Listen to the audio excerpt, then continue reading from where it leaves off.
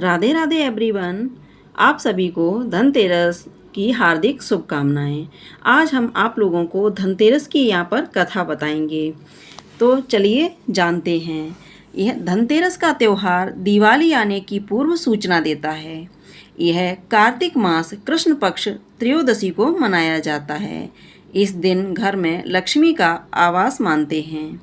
इस दिन ही धन्वंतरी वैद्य समुद्र से अमृत कलश लेकर प्रकट हुए थे। इसीलिए धनतेरस को धन्वंतरी जयंती भी कहते हैं।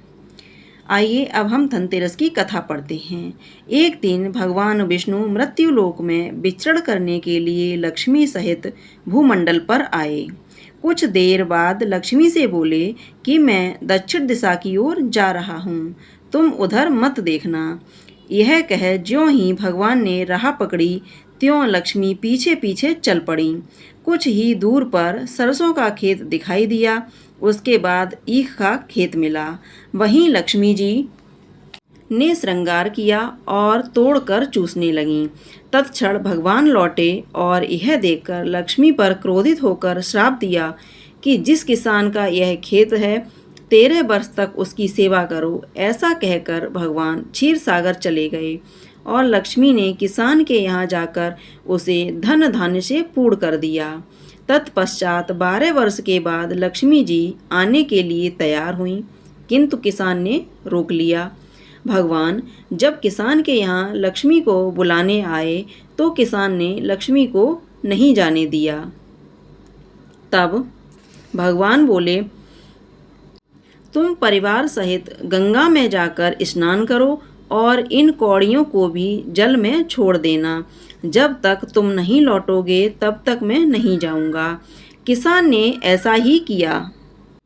जैसे ही उसने गंगा में कौड़ियाँ डाली, वैसे ही गंगा में से 4 चतुर्भुज निकले और कौड़ियाँ लेकर चलने को उद्यत हुए। तब किसान ने ऐसा आश्चर्य देख गंगा जी से पूछा कि ये 4 भुजाएं किसकी थीं। गंगा जी ने बताया कि हे किसान, वे चारों हाथ मेरे ही थे। तूने जो कौड़ियाँ भेंट की हैं वे किसकी दी हुई हैं? किसान बोला, मेरे घर में 2 सज्जन आए हैं, वो ही दिए हैं। गंगा जी बोली, तुम्हारे घर जो स्त्री है वह लक्ष्मी है और पुरुष विष्णु भगवान हैं।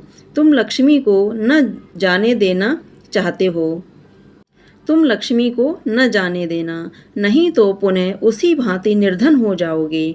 यह सुनकर जब वह घर लौटा तो भगवान से बोला कि मैं लक्ष्मी जी को नहीं जाने दूंगा।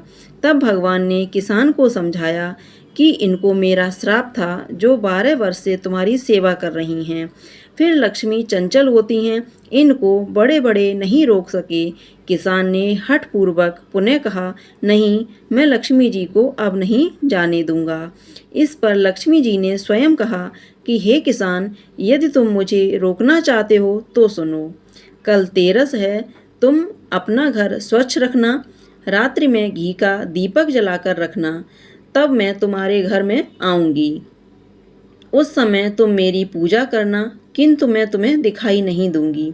किसान ने कहा, ठीक है, मैं ऐसा ही करूँगा। इतना कहकर और सुन लेने के बाद लक्ष्मी जी 10 दिशाओं में फैल गईं। भगवान देखते ही रह गए। दूसरे दिन किसान ने लक्ष्मी के कथानुसार पूजन किया। उसका घर धन धान्य से पूर्ण हो गया।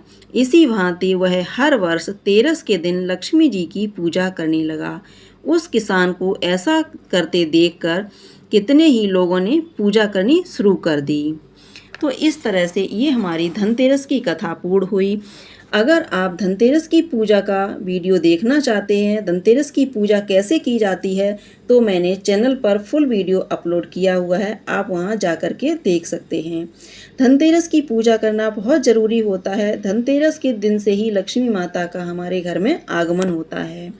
इसलिए दिवाली का त्यौहार 5 दिन का होता है। धनतेरस के दिन से ही शुरुआत होती है, तो पहले दिन से ही हमें पूजा पाठ करना चाहिए ताकि लक्ष्मी माता हमारे घर में स्थायी रूप से निवास करें। तो दोस्तों, आपको यह धनतेरस की कथा पसंद आई हो, वीडियो को लाइक कीजिएगा, शेयर कीजिएगा। चैनल पर पहली बार देख रहे हो तो चैनल को सब्सक्राइब कर लीजिएगा। इसी तरह की पूजा पाठ से रिलेटेड वीडियो देखने के लिए बेल आइकन को ज़रूर दबा दीजिएगा। अगर आपका कोई सवाल है तो कमेंट करके आप पूछ सकते हैं। जय माता दी।